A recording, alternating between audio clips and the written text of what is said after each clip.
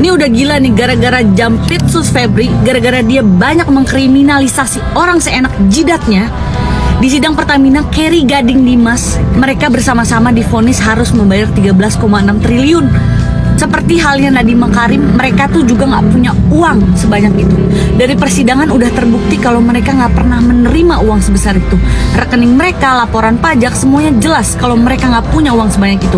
Hakim, jangan samain Kerry Dimas Gading sama Jampitsus Febri yang duitnya diberangkas 500 miliar, emasnya berkilo-kilo. Mereka bukan triliuner, mereka cuma anak-anak muda yang lagi bangun usaha.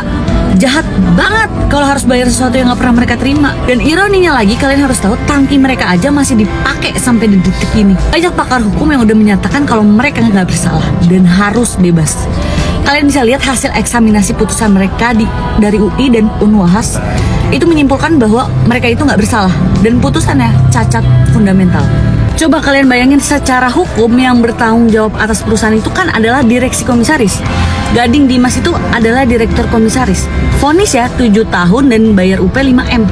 Terus gimana jadinya Kerry Adrianto yang cuma pemegang saham, gak punya peran, gak punya jabatan, malah lebih tinggi vonisnya, 15 tahun dan UP-nya 13,5 triliun.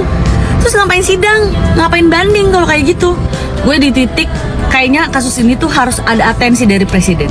Presiden pun pernah bilang kayak gini sebelumnya. Tidak boleh ada kriminalisasi, tidak boleh ada penyalahgunaan wewenang. Gue sepakat kalau hukum nggak boleh digunakan untuk kepentingan satu kelompok manapun. Gue juga sepakat dengan presiden kalau hukum itu tidak boleh ada kriminalisasi dan tidak boleh ada penyalahgunaan wewenang. Teman-teman kawal terus kasus ini, bebaskan Kerry Gading Dimas agar hukum bisa benar-benar ditegakkan.